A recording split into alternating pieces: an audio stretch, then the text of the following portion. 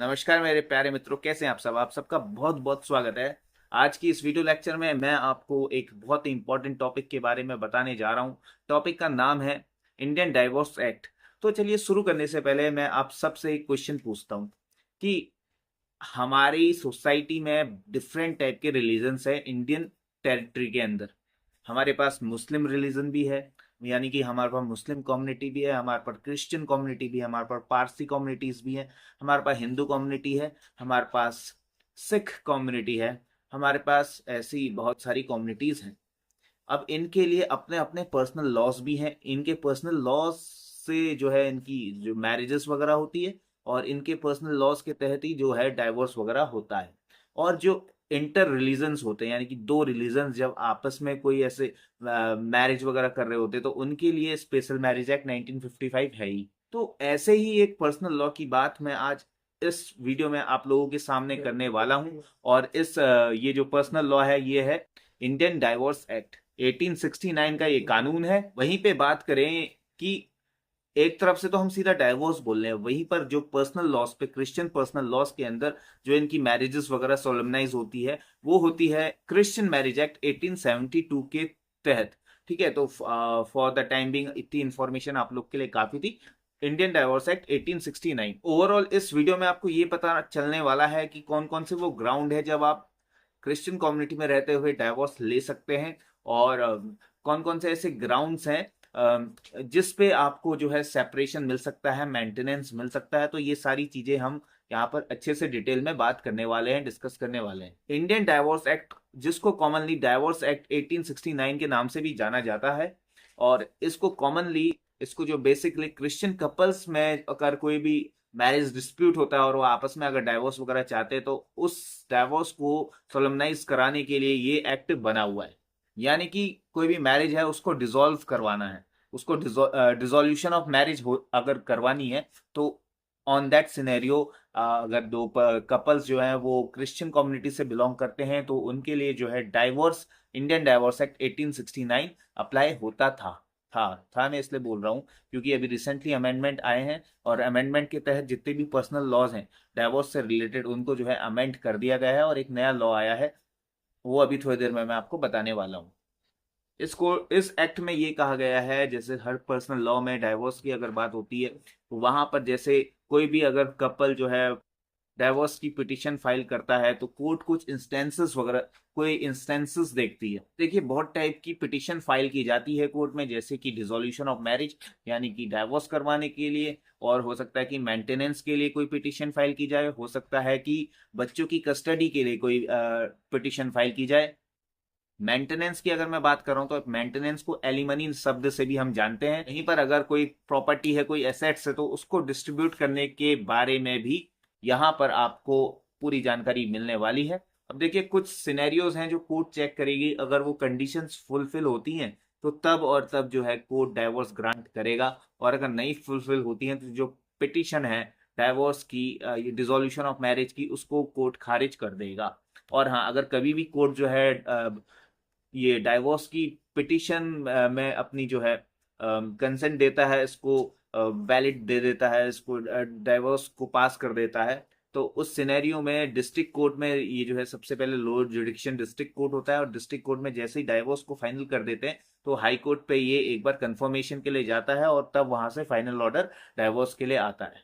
वहीं पे अगर बात हम करें कि हिंदू, जैन, सिख, बुद्धिस्ट, ये जो चार कम्युनिटी के लोग हैं, हिंदू, बुद्धिस्ट, जैन और सिख्स, इनको जो है हिंदू मैरिज एक्ट के तहत गवर्न किया जाता है। इनकी मैरिजेस और इनकी जो डाइवोर्स की कंडीशंस वगैरह होते हैं, वो हिंदू मैरिज एक्ट में जितने भी क्राइटेरिया दिए हैं, जितने भी रेस्ट्रिक्शन ऑफ कॉन्जुगल राइट्स है, या फिर डिसोल्यूशन ऑफ मैरिज की जितने भी प्रोविजंस है, वो सारे अप्लाई होते हैं। वहीं पर अगर मैं बात करूं सिख्स की, यानी कि जो भी सिख कम्युनिटी के लोग हैं, उनके लिए एक एक्ट है जिसको हम आनंद मैरिज एक्ट बोलते हैं। अगर हम मुस्लिम कम्युनिटी की बात करें, तो मुस्लिम कम्युनिटी में मैरिजेस वगैरह के लिए प्रोविजन मुस्लिम मैरिज एक्ट 1939 के अंदर दिए हैं। मुस्लिम कम्युनिटी के सारे जो लॉज हैं, वो मुस्लिम लॉ के अकॉर्डिंग गवर्न होते हैं। जो भी क्रिश्चियन कम्युनिटी के लोग हैं, जितने भी क्रिश्चियन कम्युनिटी के लोग हैं, उनका डाइवोर्स 1869 के एक्ट के तहत होता था।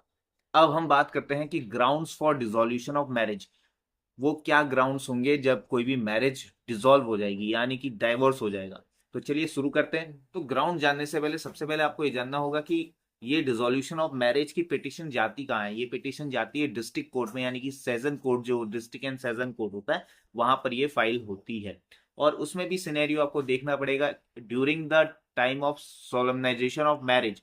जहां कहीं भी कुछ मैरिज सोलमनाइज हुई थी, या तो वहां फाइल हो सकती है, या फिर जहां पर जो है कपल लास्ट रिसाइड कर रहे थे वहां पर हो सकती है। बात करते हैं ग्राउंड्स की वन बाय वन। इसके ग्राउंड्स हम यहाँ पर आपको बताने वाले हैं। सबसे पहला ग्राउंड होता है the very famous ground, that is adultery. Second ground है कि अगर कोई भी पार्टी, यानी कि कोई भी हस्बैंड या वाइफ अगर अपना क्रिश्चियन रिलीजन छोड़ देती है या छोड़ देते हैं, तो तब भी एक ग्राउंड बन जाता है टू डिसॉल्व द मैरिज। तीसरा ग्राउंड जो है, if either of the party remains of unsound mind for minimum 2 years, यानी कि 2 साल हो गए हैं किसी इंसान को, यानी कि हस्बैंड या वाइफ दोनों में से किसी को, और वो अनसाउंड माइंड का हो गया, is not able to understand his conduct. Unsound mind भी अपने आप में एक बहुत बड़ा टॉपिक है।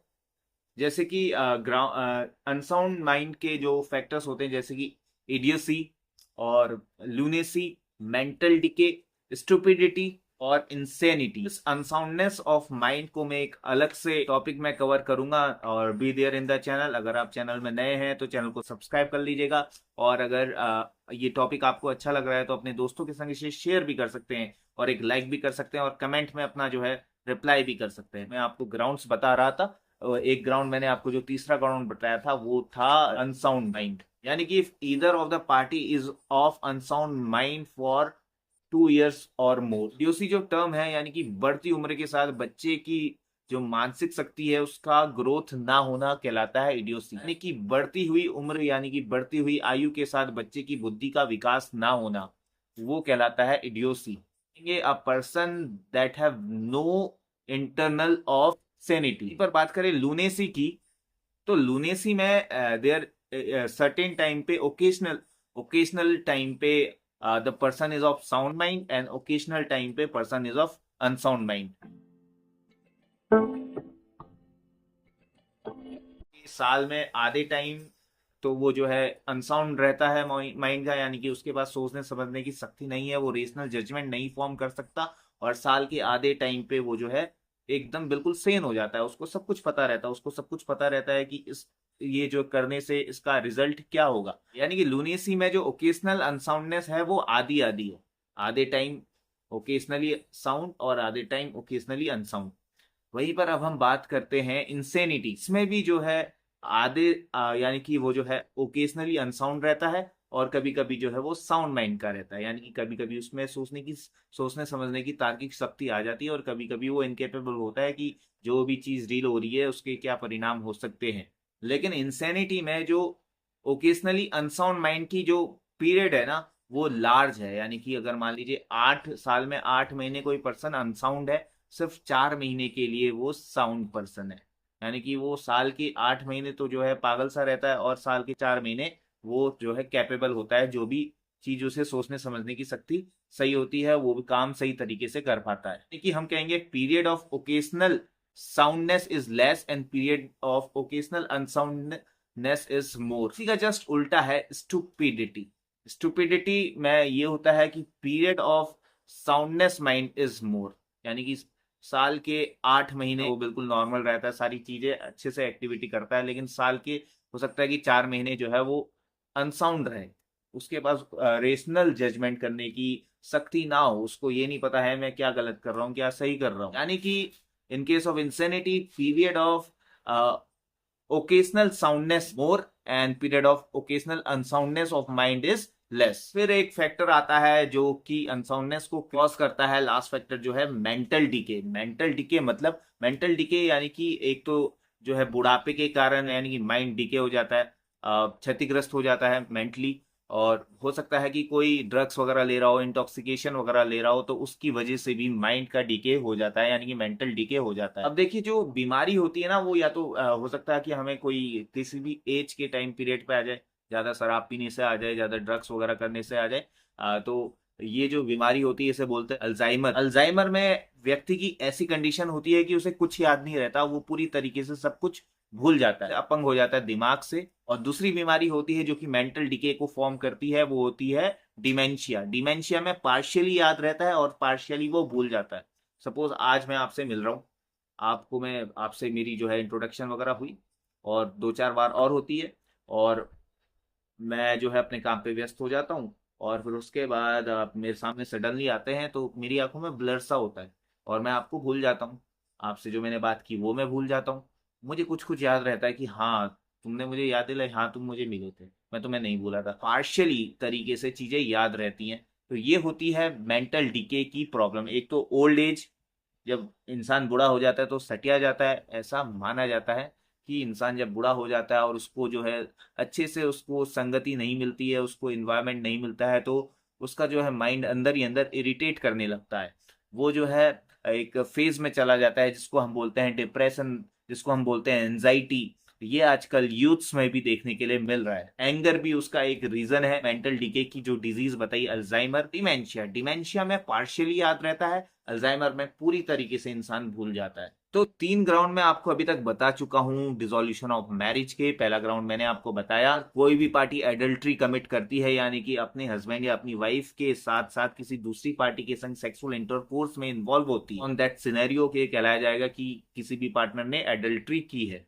दूसरा ग्राउंड मैंने आपको ये बताया था कि अगर वो पर्सन है, दोनों जो है क्रिश्चियन रिलीजन के हैं, उनमें से एक जो है क्रिश्चियन रिलीजन को त्याग देता है, कोई दूसरा धर्म अपना लेता है, यानी कि if either party ceases to be Christian. तीसरा ग्राउंड मैंने आपको बताया unsoundness of mind for a period of 2 years. अगर किसी को अनसाउंडनेस ऑफ माइंड की प्रॉब्लम है भी, जितने भी मैंने अभी आपको फैक्टर्स बताए थे, अगर उसका आप टाइम पे इलाज कराते हो तो नहीं होता, वो 2 साल तक वो चलता ही चलता है, चलता ही चलता है, तो फिर एक वैलिड ग्राउंड हो जाएगा डाइवोर्स के लिए, डिसोल्यूशन ऑफ मैरिज के लिए। चौथा ग्राउंड ये है कि अगर कोई भी पार्टी लेप्रोसी से डील कर रही है, कोई भी दूसरा वेनरल डिजीज। लेप्रोसी में इंसान की नर्व्स डैमेज हो जाती हैं, आंखें कमजोर हो जाती हैं। लेप्रोसी में अगर ऐसा होता है कि आपको ना फील करने की क्षमता नहीं होती, यानी कि अगर आपको कोई आपके हाथ की नस भी काट दे तब भी आपको ज्यादा फील नहीं होगा। वो होती है लेप्रोसी। उस कंडीशन में आ जाता है कि इंसान को पता नहीं चल रहा होता कि उसके साथ क्या हो रहा है। अगर कोई उसे चाकू भी मार दे या कोई उसे डंडे वगैरह छड़ी वगैरह से कुछ भी मार दे तो उसको पेन नहीं होगा। ये एक जो है सिम्टम होता है लेप्रोसी का। अदर वेनरल डिजीज जो होते हैं, जो सेक्सुअल इंटरकोर्स के दौरान फैल जाते हैं, जिसको हम कॉमनली एड्स नाम से जानते हैं, HIV एड्स। जो पांचवा ग्राउंड है, अगर if either of the parties willingly refuse to consummate the marriage, यानी कि दोनों पार्टी में से कोई भी पर्सन आपस में कंज्यूम करने से, आपस में साथ में रहने से मना करता है और 2 साल तक अगर वो ऐसा करता है तो तब भी एक वैलिड ग्राउंड बन जाता है डाइवोर्स के लिए। छठा ग्राउंड में आपको बता रहा हूं, अगर दोनों में से कोई भी, if either of the party deserts the society of the other person, यानी कि 2 साल से गायब ही है, कोई पता ही नहीं है, रिजल्ट छोड़ दिया, त्याग कर दिया, 2 साल या 2 साल से ज्यादा हो गया, तो तब भी ये एक वैलिड रीजन बन जाता है, एक वैलिड ग्राउंड बन जाता है डाइवोर्स पिटीशन फाइल करने का। और फिर सबसे ज्यादा इंपॉर्टेंट यहाँ पर एक ग्राउंड आ जाता है, अगर कोई भी हस्बैंड अपनी वाइफ को क्रुएल्टी से ट्रीट कर रहा हो, या फिर वाइफ अपने हस्बैंड को क्रुएल्टी से ट्रीट कर रही हो, मार रही हो, पीट रही हो, उसको जो है फिजिकली और इमोशनली और मेंटली टॉर्चर कर रही हो, तो तब वो कहलाएगा कि यहाँ पर जो है आपने क्रुएल्टी की है। इसके अलावा वाइफ के पास एक दूसरा ऑप्शन भी होता है, अगर उसे लग रहा है कि उसके हस्बैंड ने किसी का रेप किया है, या कोई रेप वाले इन रेप के इंसिडेंट को उसने अंजाम दिया है, या फिर कोई बेस्टिलिटी वाला उसने कोई क्राइम किया है। बेस्टिलिटी का सिंपल मतलब होता है किसी भी एनिमल के साथ जो है सेक्स कंज्यूम करना, या फिर हो सकता है कि किसी मैन के साथ जो है एनल सेक्स वगैरह कंज्यूमेट करना, उसको बोलते हैं बेस्टिलिटी। मैंने आपको Hindu, Jain, Sikhs and Buddhist के लिए एक एक्ट बताया था, हिंदू मैरिज एक्ट। वैसे ही अगर दो पर्सन होते हैं अलग अलग रिलीजन के लिए तो उनके लिए है स्पेशल मैरिज एक्ट। उसी के तहत उनका डाइवोर्स भी होता है, उसी के तहत उनका मैरिज भी होती है। तो मेरे प्यारे मित्रों, ये सारे तो मैंने आपको अभी कॉमन ग्राउंड्स बताए to obtain divorce, to dissolve the marriage under Indian Divorce Act, that is specially meant for Christian religion. Now let's talk about different criteria, different options to take divorce. से पहला common option आपके पास है, अगर दोनों parties राजी हैं, mutually consent है दोनों का, दोनों एक दूसरे को त्यागने के लिए तैयार हैं, तो that is the best ground for dissolution of marriage. Ground नहीं बोलेंगे कि that is the best option for dissolution of marriage. अब म्यूचुअली कंसेंट कब कब कब पार्टी जो है देगी, उसके लिए भी जो है रीजन ये हो सकता है कि दोनों एक दूसरे से दूर दूर रह रहे हो और 2 साल तक वो ऐसा ही कर रहे हो विदाउट एनी वैलिड रीजन, यानी कि for minimum of 2 years both the parties are living separately, they are not living in a common room, they are not living in a common space, they are not sharing their life for at least 2 years, या फिर there is a other ground they are unable to stay with each other due to certain reasons।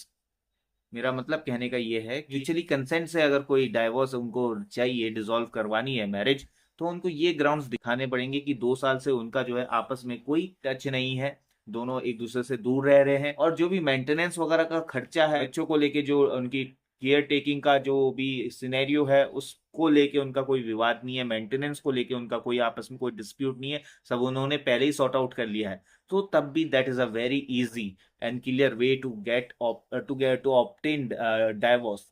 और scenario में तो अगर आप देखोगे adultery वगैरह करता है या फिर 2 साल से आपको बिना बताए कहीं चला जाता है या फिर अपना धर्म बदल लेता है, तो उस सिनेरियो में तो 2 साल तो कम से कम होना ही चाहिए। या फिर कोई मेंटल डिजीज से वो सफर कर रहा है, लेप्रोसी से सफर कर रहा है, कोई वेनरल डिजीज से कोई सफर कर रहा है, जैसे कि एड्स वगैरह है जो कि छूने से फैलती है, जो कि आपस में सेक्सुअली कंज्यूमेट करने से फैलती है, तो उन सिनेरियो में भी 2 साल तक का टाइम पीरियड दिया जाता है जिसे कूलिंग पीरियड बोलते हैं। उस दौरान अगर सब कुछ ठीक हो जाता है तो दोबारा पार्टी, क्या पता, हो सकता है कि आपस में मन बना ले साथ में रहने का। लेकिन म्यूचुअली एक बार कंसेंट हो गया तो उसमें कोई कूलिंग पीरियड नहीं है। As soon as you apply, as soon as you file your petition and that is approved by the district court and that is confirm by the high court, then your marriage is dissolved. बात करें यहाँ पर बच्चों की custody की, तो बच्चों की कस्टडी के सिनेरियो में क्या होगा, अगर म्यूचुअली कंसेंट है दोनों की, आपस में सहमति से कंसेंसुअल डाइवोर्स हुआ है, तो उस केस में जो राइट होगा, right regarding the custody of children, उसमें किसी का भी पर्सन जो आपस में अगर सहमति से मान लेते हैं कि एक्सक्लूसिव राइट हो सकता है, जॉइंटली राइट हो सकता है या फिर शेयर्ड राइट हो सकता है। एक्सक्लूसिवली मतलब पहले ही उन्होंने डेफिनेट कर दिया कि मेरा बच्चा मेरे साथ रहेगा, या अगर दोनों बच्चे हैं तो दोनों मेरे साथ रहेंगे, या बेटा है तो बेटा मेरे साथ रहेगा, बेटी तुम्हारे साथ रहेगी, या बेटा तुम्हारे साथ रहेगा, बेटी मेरे साथ रहेगा। ऐसे भी बहुत सारे कपल्स होते हैं। अब यहाँ पर अगर राइट रिलेटिंग टू प्रॉपर्टी की बात करें, क्योंकि ये जो म्यूचुअल कंसेंट से डाइवोर्स हुआ है, डिसॉल्व हुई है मैरिज, तो आपस में आपसी सहमति से अगर जो भी पार्टीज हैं उनके पास जितनी भी प्रॉपर्टी है उसका आपस में बंटवारा हो जाता है, यानी कि distribution of property and assets will be also by the mutual consent of the parties. अब देखिए, म्यूचुअल कंटेंट से आपने क्राइटेरिया तो देख लिया, आपने ग्राउंड्स देख लिए, मेरा मतलब है कि आपने डिफरेंट जो है वेज देख लिए to obtain a divorce by a mutual consent. अब यहाँ पर डाइवोर्स की पिटीशन कौन फाइल करेगा, हस्बैंड भी फाइल कर सकती है, वाइफ भी, एनी ऑफ द पार्टी, क्योंकि म्यूचुअल कंसेंट से ये डाइवोर्स हो रहा है। और हस्बैंड द्वारा तभी तभी जो है फाइल किया जाएगा when he has a proper belief that his wife has been living in adultery with some other person, और वाइफ को भी ये चीज पता है, दोनों अपनी लाइफ में मस्त हैं, दोनों लाइफ अपनी अच्छे से काट रहे हैं, तो वहां पर हस्बैंड जो है एडल्ट्री का ग्राउंड देगा और डिस्ट्रिक्ट कोर्ट में डाइवोर्स पिटीशन फाइल करेगा। और अगर डिस्ट्रिक्ट कोर्ट जो है पिटीशन खारिज कर देती है, डाइवोर्स नहीं देती है, तो ये जो है हाई कोर्ट पे जाएंगे। और आमतौर पे म्यूचुअल कंसेंट द्वारा जो भी डाइवोर्स लिए जाते हैं, जो मैरिज को रिजॉल्व कराया जाता है, उस पे डिस्ट्रिक्ट कोर्ट कभी मना करती नहीं है। अगर इन केस अगर कर देती है तो that the aggrieved persons, that is parties, both the parties can move to the high court. अब देखिए, कोई भी वाइफ है जो वो अगर उसको पिटीशन फाइल करनी है और डाइवोर्स लेना है, तो वो कौन कौन से ग्राउंड दे सकती है अपने हस्बैंड के खिलाफ, यानी कि उसके हस्बैंड ने जो क्रिश्चियन रिलीजन है उसको प्रोफेस करना छोड़ दिया, मानना छोड़ दिया, अपनाना छोड़ दिया, और वो किसी दूसरे धर्म में कन्वर्ट हो गया है, या फिर उसके हस्बैंड ने किसी दूसरी स्त्री से शादी कर ली है, यानी कि his husband has been married to some other women and followed all the rituals, यानी कि अब जो है एडल्ट्री वाला जो ग्राउंड होगा वो वाइफ के पास भी होगा। अगर वाइफ को ऐसा फील हो रहा है कि his husband has been doing adultery for period of for continuous period from the date of solemnisation of marriage. देखिए, सोलमनाइजेशन ऑफ मैरिज का मतलब होता है जिस दिन वो शादी उनकी संपन्न हुई थी, that is called solemnisation of marriage. अगला ग्राउंड वाइफ के पास ये आ जाता है कि अगर उसने जो दूसरी शादी करी है और साथ में उसने एडल्ट्री भी की है, तो that is also the divorce by mutual consent. बस उसको जो है प्रूफ वगैरह दिखाना पड़ेगा। And other option that wife has if his husband is charged of rape, any बेस्टिलिटी, sodomy.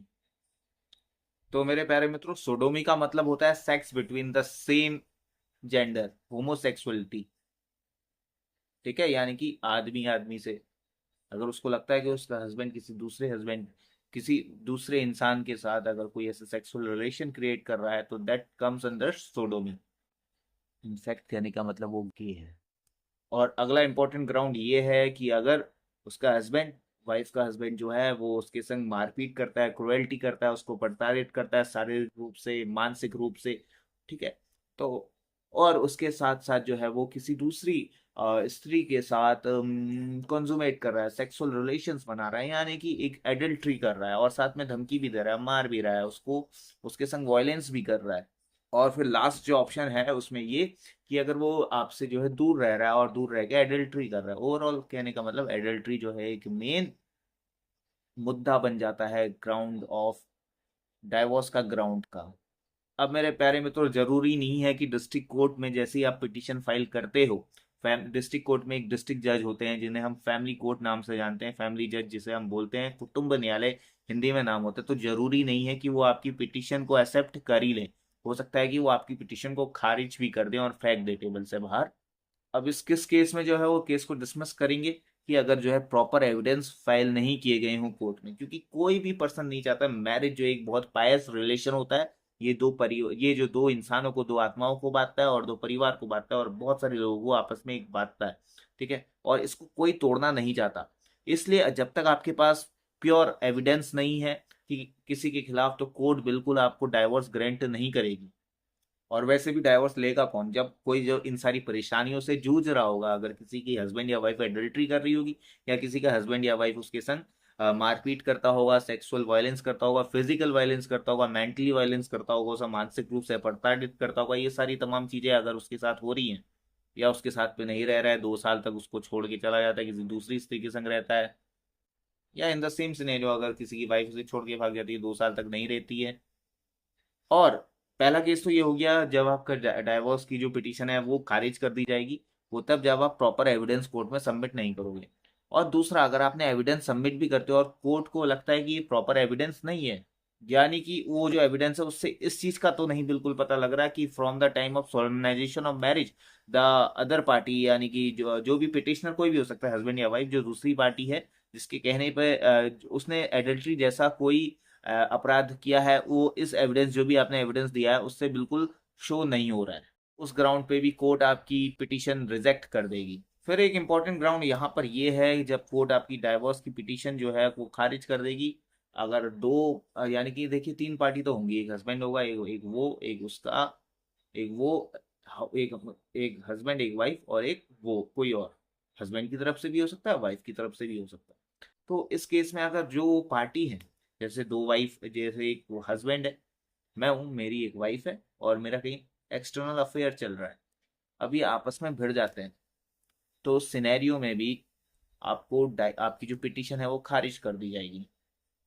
और कोई भी ऐसे कोर्ट के पास तो जो है एक एक्स्ट्रा ऑर्डिनरी जुडिक्शन होता ही है, अगर कोर्ट को लग रहा है कि कोई भी अदर रीजन है, वैलिड रीजन है जिससे हमें जो है डाइवोर्स नहीं देना है, तो तब भी court has a discretionary power, कोई भी एनी अदर रीजन। और ये बात मैं आपको पहले ही बता चुका हूँ कि अगर कभी भी डिस्ट्रिक्ट कोर्ट जो है डाइवोर्स की पिटीशन को डिसमिस करती है, तो you can simply move to the high court.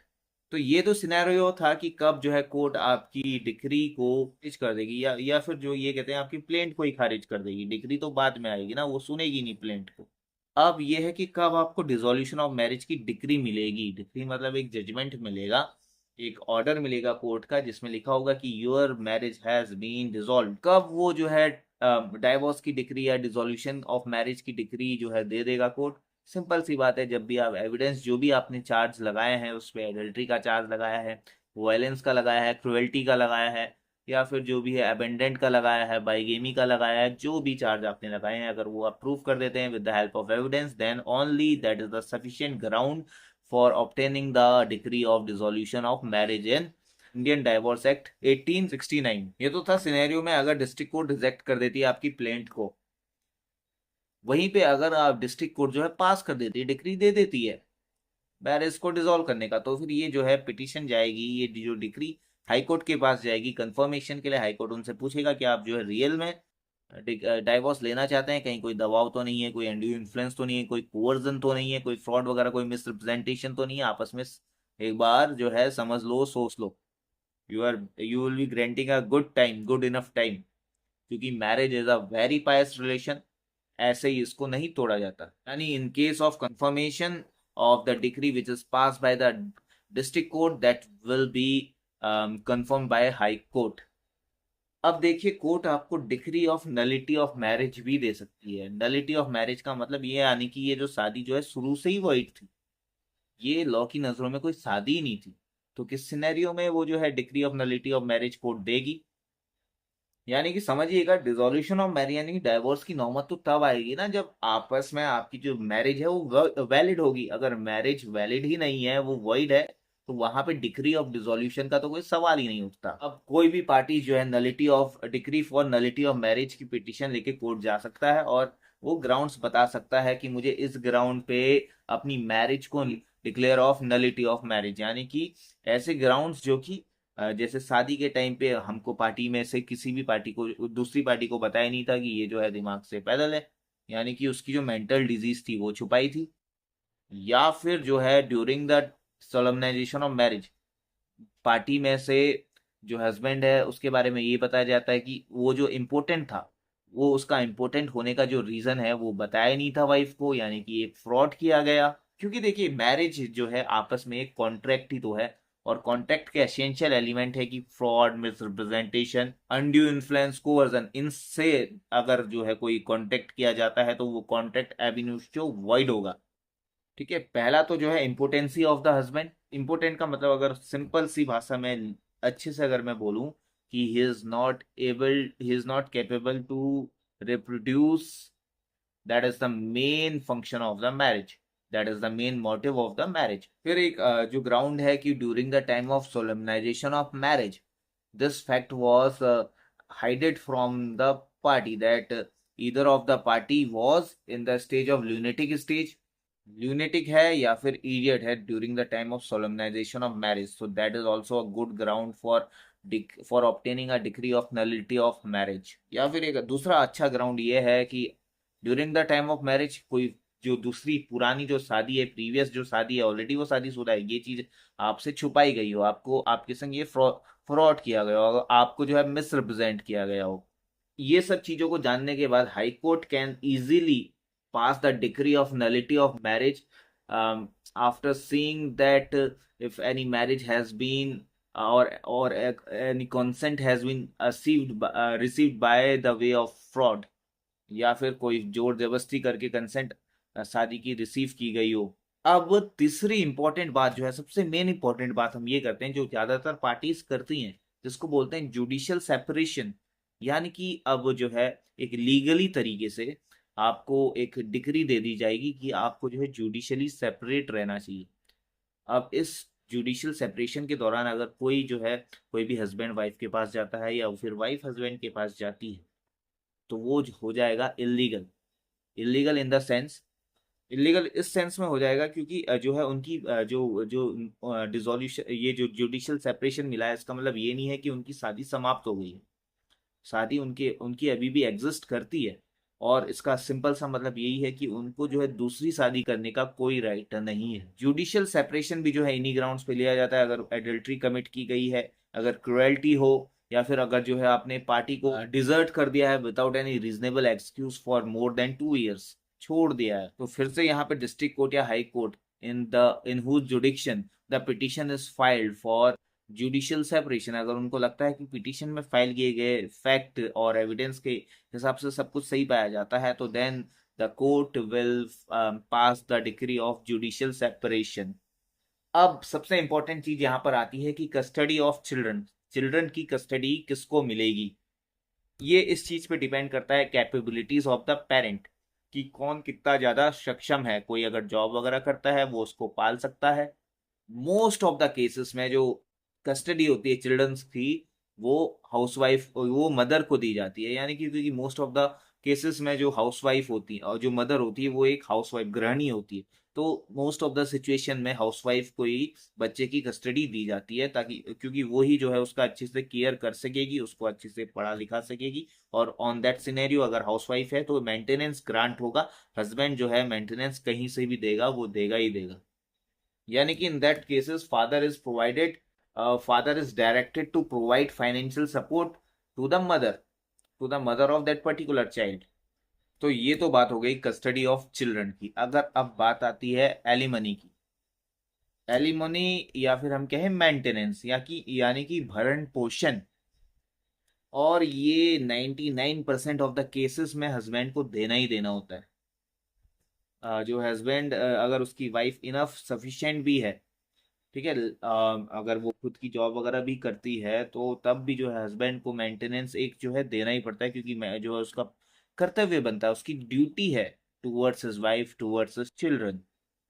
और एलिमनी और मेंटेनेंस का मुद्दा तभी आएगा जब आपके जो हस्बैंड, जो वाइफ ने एडल्ट्री क्रिएट नहीं की होगी, और अगर उसने एडल्ट्री क्रिएट की है और आपके पास इनफ एविडेंस है, तब जो है कोई भी मेंटेनेंस का मुद्दा नहीं आएगा।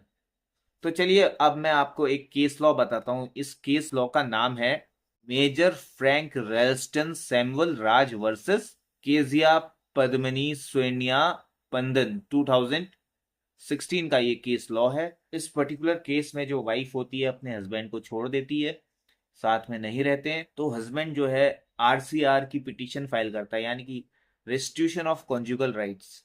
हिंदू मैरिज एक्ट में सेक्शन 9 में आती है, लेकिन यहाँ पर हम इंडियन डाइवोर्स एक्ट की बात कर रहे हैं, और ये जो है क्रिश्चियन रिलीजन के लिए है। और ये इंडियन डाइवोर्स एक्ट 1869 के section 32 of Indian divorce act में आपको रेस्टिट्यूशन ऑफ कॉन्जुगल राइट देखने के लिए मिलेगा, यानी कि शादी की जो ये बंधन है उसको दोबारा से पुनः स्थापित कराने के लिए, कि मेरी वाइफ मुझे छोड़ के चले गई है और मैं चाहता हूँ कि मेरी वाइफ वापस मेरे पास आए, मेरे साथ जो है रहे, हम जो है अच्छे से मैं अपनी वाइफ की केयर करूंगा, और मैं पहले भी करता आ रहा था। ये सारे जो ग्राउंड्स होंगे वहां पर। तो ये 2016 का केस है, और ये मद्रास हाई कोर्ट ने इसमें अपना डिसीजन ये दिया था, क्योंकि जो कपल्स हैं वो 5 साल से एक दूसरे से दूर रह रहे हैं, और एक 5 साल का टाइम पीरियड एक बहुत लंबा टाइम पीरियड होता है। इसमें जो है कोई इमोशनली अटैचमेंट जो है बिल्कुल ही खत्म हो जाता है या ना के बराबर होता है। और हस्बैंड के बार बार दबाव देने पे वाइफ ने जो है बार बार मना कर दिया था। 5 साल के अंदर बहुत बार प्रयास किया गया होगा, ठीक है, और जो है 5 साल से दोनों दूर ही रह रहे थे। 5 साल में जो है वाइफ ने हमेशा मना किया उसके साथ नहीं रहना है तो नहीं रहना है तो नहीं रहना है। तो कोर्ट ने देखा कि 5 साल का टाइम पीरियड बहुत ज्यादा लंबा होता है। तो यहाँ पर जो है कोर्ट ने पाया कि सेक्शन 10 की एसेंशियल्स में आता है, और सेक्शन 10 के अंदर इसको मैरिज को डिसॉल्व किया जा सकता है, और हम करते हैं इस इंडियन डाइवोर्स एक्ट 1869 की। लेकिन वहां पर सेक्शन 10 में डिसोल्यूशन ऑफ मैरिज को कंफर्म किया जाता है, यानी कि तलाक की बात वहां पर की जाती है। तो ओवरऑल यहाँ पर कोर्ट ने ये डिसीजन हेल्ड किया था कि if either of the party, यानी कि जो एग्रीव पार्टी है जिसको जो छोड़ के चले गई है, जिसने आरसीआर के लिए एप्लीकेशन लगाई है, अगर जो है वाइफ नहीं मानती है और 5 साल का टाइम पीरियड बहुत ज़्यादा होता है, और कोई जो अच्छे से प्रयास नहीं की गए हैं उस टाइम पीरियड के दौरान, ठीक है, तो उस टाइम पीरियड के दौरान अगर अच्छे से प्रयास नहीं किए गए हैं, यानी कि मैरिज को कंज्यूमेट करने की जो है आपस में दोनों ने कोई कॉपरेट नहीं किया है, क्योंकि ताली जो है एक हाथ से तो बजती नहीं, ताली बजाने के लिए दोनों हाथ लगाने पड़ते हैं। तो दोनों आपस में अगर कॉपरेट करते हैं मैरिज को कंज्यूमेट करने के लिए, साथ में रहने के लिए, और अगर वो ऐसा नहीं करते हैं, कोई भी पार्टी अगर नहीं चाहती है, दोनों एक दूसरे से दूर रहते हैं, 5 साल का टाइम पीरियड बहुत होता है, इसमें सारे इमोशनली अटैचमेंट जो है बिल्कुल खत्म हो जाते हैं। इसलिए जो भी पिटिशनर है, जो भी एप्लीकेंट है, यहाँ पर जो भी डाइवोर्स चाहता है, तो उसको श्योरिटी जो है डाइवोर्स मिलेगी मिलेगी। एक केस लॉ मैं आपको बता रहा हूँ जो म्यूचुअल कंसेंट का केस लॉ है। 2018 का ये केस है, Tommy Joseph versus Smita Tommy. तो ये जो स्मिता टॉमी वाला जो केस है 2018 का ये केस है, Tom Joseph versus Smita Tommy 2018। इसमें जो भी कपल ने म्यूचुअली कंसेंट से जो पिटीशन फाइल की थी डाइवोर्स की, तो कोर्ट ने बिल्कुल साफ मना कर दिया, क्योंकि 10A सेक्शन 10A में एक प्रोविजन दिया है कि कभी भी म्यूचुअल कंसेंट से आपको जो है डाइवोर्स लेना है, आपकी जो मैरिज डिसॉल्व करवानी है, तो उसमें जो है 6 महीने का टाइम पीरियड तो मिनिमम आपको देना ही पड़ेगा। 6 महीने से पहले जो है हम डाइवोर्स ग्रांट नहीं कर सकते। ये एक 6 महीने का पीरियड, एक कूलिंग पीरियड हो सकता है कि दोनों में आपस में दोनों के मत बदल जाएं, दोनों को एक दूसरे की अहमियत पता चल जाए। और किसी इंसान को किसी की अहमियत तब पता चलती है जब दोनों एक दूसरे से कट ऑफ रहते हैं और दूसरी पार्टी एडल्ट्री में नहीं चल रही है। और पता चला कि दूसरी पार्टी एडल्ट्री में चल रही है और हस्बैंड जो है बिल्कुल कट ऑफ रह रहा है। वो सोच रहा है कि इसको मैं एहसास कराऊंगा, इसको मैं महसूस कराऊंगा। लेकिन कहाँ से महसूस कराएगा भैया, पार्टी जो कहीं और ही चल रही है। फिर पता चलता है कि महसूस कराने के चक्कर में वो उसे खुद को महसूस होता है कुछ टाइम बाद कि अच्छा ऐसा भी था। केरला का जो डिस्ट्रिक्ट कोर्ट था उसने जो वेविंग पीरियड है, मेरा मतलब जो कूलिंग पीरियड था 6 महीने का, जो सेक्शन 10A में दिया हुआ है, इस केस में हाई कोर्ट ने ये बोला कि जो है इट इज कि जो है कोई उनके पीछे इस केस का मुझे फैक्ट अच्छे से नहीं मालूम। लेकिन हाई कोर्ट ने एक इसमें डिसीजन ये दिया था, जो डिस्ट्रिक्ट कोर्ट ने जो कूलिंग पीरियड जो 6 महीने का जो टाइम पीरियड था कि हम जो है इसको डिसॉल्व नहीं कर सकते अनटिल एंड अनलेस जो 6 महीने का टाइम पीरियड आपका बीतता नहीं है। तो हाई कोर्ट ने, केरला हाई कोर्ट ने इस डिसीजन को जो है पलट दिया था और बोला था कि granting you the petition for dissolution of your marriage. यानी कि जो हाई कोर्ट ने क्या किया, केरला हाई कोर्ट ने जो कूलिंग पीरियड था, कूलिंग ऑफ का जो पीरियड था 6 महीने का जो होता है, उसको वेव कर दिया। उसने कहा चलो कोई नहीं, जाओ तुम चाहते हो तो जाओ, तुम्हें आज से छुट्टी मिलती है। नाउ अब मैं इस पूरे टॉपिक के कंक्लूजन पे आना चाहता हूँ। कंक्लूजन में मैं आपको ये बताना चाहता हूँ कि जितना भी अभी तक आपने सब कुछ सुना जाना, वो ये कि ये जो अभी तक आपने जो भी एक्ट देखा, इंडियन डाइवोर्स एक्ट 1869 का आई थिंक ये था, तो ये जो है बहुत ज़्यादा वैक था, अपने आप में बहुत ज़्यादा खतरनाक था। और जो है ये एक तरीके से अनसेक्युलर था। ठीक है, धर्मनिरपेक्ष ये लॉ था, एक्ट था। अब इसको पूरी तरीके से जो है रिपील कर दिया गया है। रिपील करने के बाद पर्सनल लॉ अमेंडमेंट एक्ट 2019 पास हो चुका है, जिसके अंदर एक जो ग्राउंड था डाइवोर्स का, लेप्रोसी। ठीक है, तो लेप्रोसी को जो है उस ग्राउंड से हटा दिया है, यानी कि ground of dissolution of marriage में जो लेप्रोसी एक ग्राउंड आता था उसको हटा दिया। और कोर्ट ने इसके पीछे एक अपनी रेशनल जजमेंट ये दी है कि लेप्रोसी जैसी जो डिजीज है, जिससे एक सोसाइटी में जो जिसको भी लेप्रोसी डिजीज है, वो ऐसा हो जाता है कि सोसाइटी में आपस में घुल मिल नहीं पाता, दूसरों से बिल्कुल आइसोलेटेड फील करता है। तो ऐसा भी नहीं है कि लेप्रोसी जो है इसको क्योर नहीं किया जा सकता। Leprosy can be easily cured. तो लेप्रोसी वाला ग्राउंड जो है हटा दिया इस अमेंडमेंट एक्ट 2019 से। और आपको मैं बताना चाहूंगा कि इससे पहले भी इस एक्ट में अमेंडमेंट हुआ था, वो हुआ था 2001 में। उसको बोला था इंडियन डाइवोर्स अमेंडमेंट एक्ट 2001। फिर भी ये जो ऐसे लॉज जो होते हैं पर्सनल लॉज, ये बहुत रेयरली यूज किए जाते हैं, क्योंकि ये जो डिस्प्यूट्स होते हैं मैरिज वाले, ये जो आपस में जो एक असमझ जो रिलेशन बनता है और जो ये थिंकिंग बन जाती है एक दूसरे के प्रति, तो ये एक बहुत कॉमन सी बात है। लेकिन इसको जो सॉल्व कराने के लिए हमारी कोर्ट में मीडिएटर्स बैठे रहते हैं। तो ज़्यादातर केसेस जो उनके पास तरीके से उनको सुलह करा लिया जाता है इन केसेस पे। सिर्फ उन्हीं केसेस पे डाइवोर्स की नौबत आती है जहाँ पे कोई ना कोई पार्टी एडल्ट्री कर रही होती है, किसी और से दिल लगाया होता है। सो उन दैट सिनेरियो, यहीं पर इस वीडियो को आज हम समाप्त करते हैं। आई होप कि आपको बताई गई सारी जानकारी पसंद आई होगी, आपके समझ में अच्छे से आया होगा ये डाइवोर्स वाला कॉन्सेप्ट, क्योंकि ये अपने आप में एक बहुत इंपॉर्टेंट कॉन्सेप्ट है। अगर आप हिंदू मैरिज एक्ट पढ़ोगे वहां पे भी आपको यही ग्राउंड्स आपको देखने के लिए मिलेंगे। मुस्लिम मैरिज में भी देखते हो या किसी भी मैरिज वगैरह में देखते हो, और वहां पे अगर कोई शादी आपको डिसॉल्व करानी है तो वहां पे भी यही कॉमन ग्राउंड्स होते हैं, बस सेक्शन का हेर फेर होता है। Thank you so much for watching this video. बस आप लोग का मुझे सपोर्ट चाहिए, एक लाइक कर दीजिएगा और साथ में अगर आप चैनल में नए हैं तो सब्सक्राइब कर दीजिएगा। और कमेंट करके बताइएगा ज़रूर कि आपको ये वीडियो किस हद तक समझ में आई है। Thank you so much for watching. जय हिंद।